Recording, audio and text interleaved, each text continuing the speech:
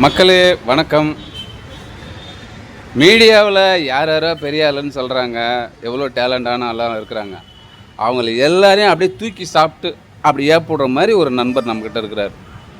அவர் லேசுப்பட்ட ஆள் கிடையாது. அவரை பேசுகிற ஒவ்வொரு வார்த்தைக்கும் நமக்கு குபீர் குபீர்னு சிரிப்பு வரும். அவர் தான் இவர். சார் கொஞ்சம் ரிலீஸ் பண்ணுங்கள்.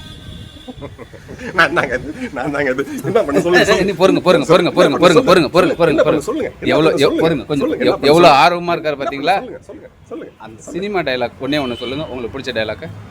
ஐ எம் பிரபாகரன், சத்தியமங்கலத்து டிரான்ஸ்ஃபர் சார்.